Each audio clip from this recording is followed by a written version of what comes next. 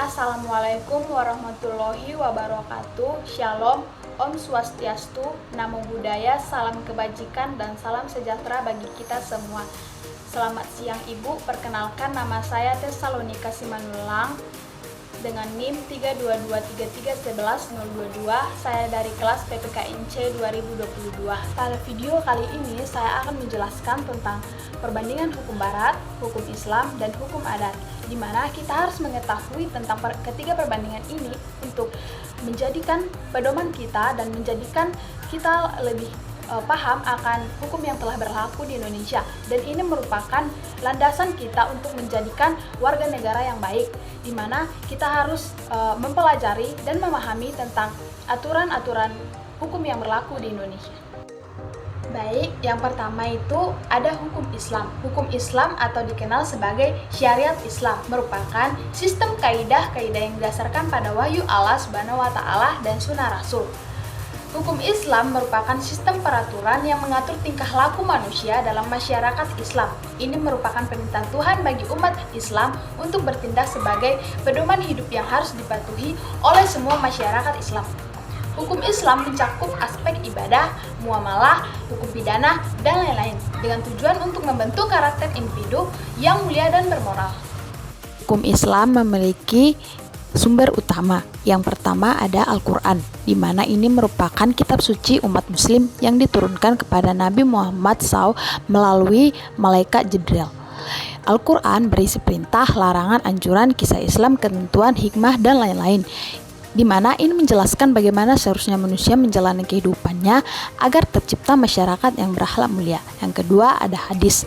Ini merupakan segala sesuatu yang berlandaskan pada Rasulullah SAW, baik berupa perkataan, perilaku, atau diamnya beliau. Hadis digunakan untuk menjelaskan dan menegaskan hukum yang sudah ditulis Allah di kitab suci Al-Quran. Contohnya ada penjelasan salat. Lalu ada ijma. Ijma merupakan kesepakatan seluruh ulama mustahid pada suatu masa setelah zaman Rasulullah atas sebuah perkara dalam agama. Ijma digunakan untuk menetapkan hukum atas segala permasalahan yang tidak didapatkan di dalam Al-Quran dan Sunnah. Islam ada bentuk formal yuridis, di mana hukum Islam yang mengatur hubungan manusia dengan manusia yang lainnya dan benda yang disebut hukum muamalat atau perdata.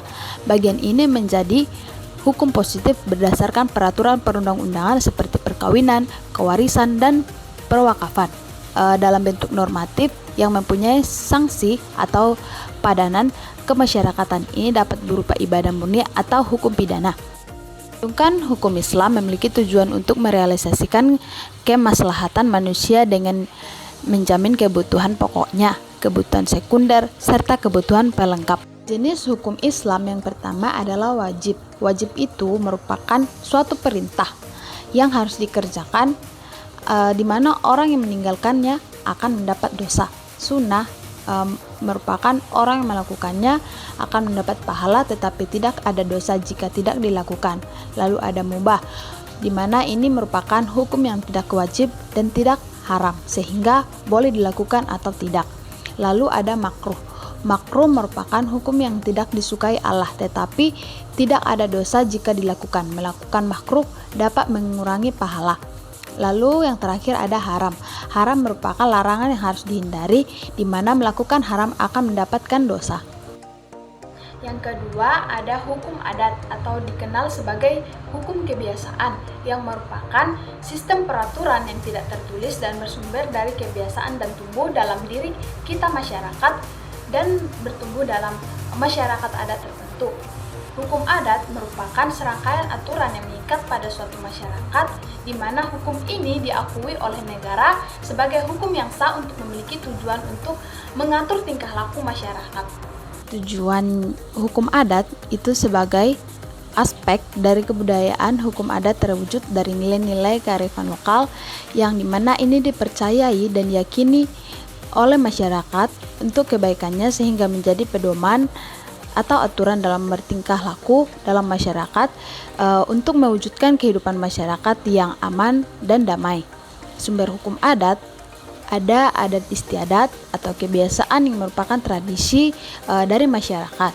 Lalu ada kebudayaan tradisional rakyat, lalu kaidah dari kebudayaan Indonesia asli, lalu perasaan keadilan yang hidup di dalam masyarakat, lalu ada pepatah adat, dan dokumen-dokumen yang hidup pada waktu itu yang memuat ketentuan-ketentuan hukum yang hidup, lalu kitab-kitab hukum yang pernah dikeluarkan oleh raja-raja, dan hasil-hasil penelitian tentang hukum adat dan nilai-nilai yang tumbuh dan berlaku dalam masyarakat.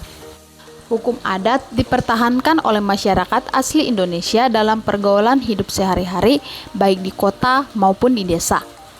Hukum adat diakui oleh negara sebagai hukum yang sah, terutama setelah kemerdekaan Republik Indonesia tahun 1945 yang tercantum dalam Undang-Undang Dasar 1945 pada pasal 18B ayat 2.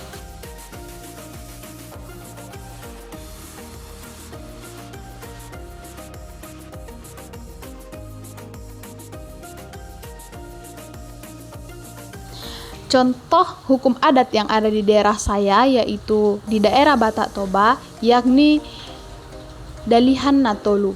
Dalihan Natolu itu merupakan tungku yang berkaki 3. Dalihan artinya tungku, Natolu berarti 3. Yang pertama ada Somba Marhula-Hula. Somba Marhula-Hula merupakan kelompok istri, mulai dari istri kita, istri bapak, istri dari opung atau istri dari kakek kita. Nah, ini merupakan sumber berkat di mana kita harus menyembah, bukan artinya menyembah, tetapi kita harus menghargai, lebih mengutamakan mereka karena ini merupakan di posisi pertama. Jadi hula-hula itu sebagai keturunan. Nah, istri itu kan mempunyai keturunan. Nah, tanpa hula-hula, tanpa istri tidak ada keturunan. Yang kedua ada Elek Marboru. Elek Marboru ini berarti rasa sayang yang tidak pamrih atau tidak dapat disembunyikan.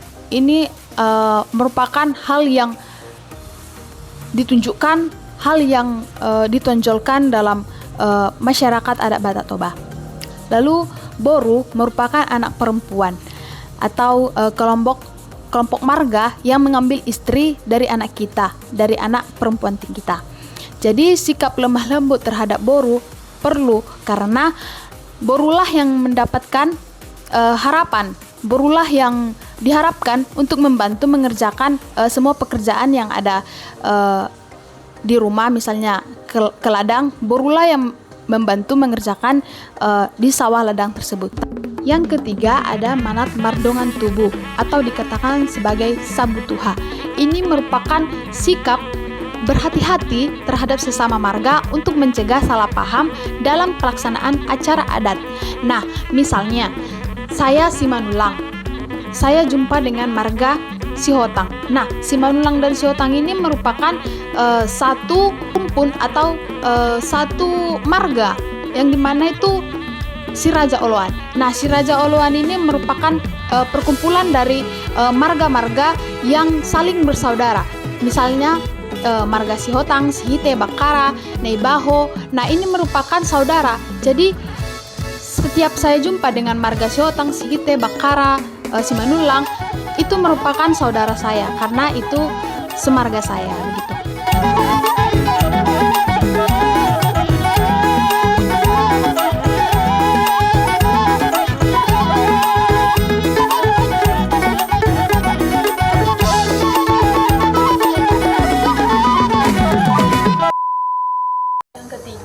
Ada hukum barat. Hukum barat merupakan hukum yang berkembang dari peraturan hukum yang ada di benua Eropa. Hukum barat mencangkup tradisi hukum budaya barat yang berakar dan berpatu pada hukum Romawi dan hukum kanon.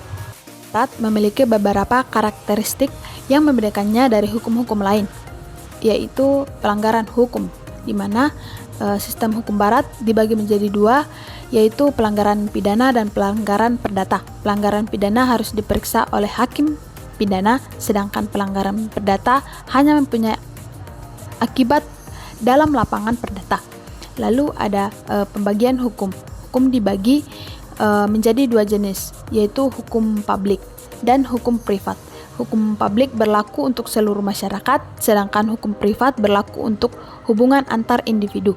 Lalu ada hukum barat menggunakan paradigma anthroposentris, yang berarti bahwa hukumnya lebih ditentukan oleh kondisi sosial, politik, ekonomi, dan budaya. Hal ini berbeda dengan hukum Islam yang lebih fokus pada aspek transenden. Barat telah digunakan dalam berbagai negara di seluruh dunia, terutama negara-negara yang pernah berada di bawah pengaruh kolonial Eropa. Aplikasi hukum barat seringkali diintegrasikan dengan kebudayaan lokal untuk menciptakan sistem hukum yang lebih adaptif. Hukum barat dibentuk dari Kitab Undang-Undang Hukum Pidana, Kitab Undang-Undang Hukum Perdata atau BW, Kitab Undang-Undang Hukum Dagang, lalu ada HIR atau Herzien in Lands Reglement yang diperbarui oleh RIB, dan Rijksreglement voor de Belasting atau RBG, Kitab Undang-Undang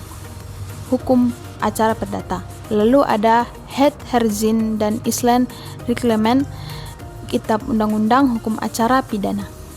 Tujuan dari hukum barat yaitu menstabilitasi hubungan dalam masyarakat yang dicapai dengan peraturan hukum yang bersifat mengatur dan aturan-aturan hukum yang bersifat memaksa setiap anggota masyarakat agar taat dan mematuhi hukum. Jadi, tujuan hukum barat adalah untuk menjamin adanya kepastian hukum dalam masyarakat yang bersedikan pada keadilan serta berguna bagi masyarakat. Berhukum barat dalam material yaitu ada sudut pandang ekonomi, sudut pandang sejarah, sosiologi, filsafat, dan yang lainnya. Lalu sumber hukum formil yaitu undang-undang, kebiasaan, traktat, perjanjian, doktrin, dan jurisprudensi. Sekian yang dapat saya sampaikan, Ibu. Bila ada perkataan dan tutur kata yang salah, saya memohon maaf. Semoga video ini dapat bermanfaat bagi kita semua. Sekian dan terima kasih. Selamat siang, Ibu.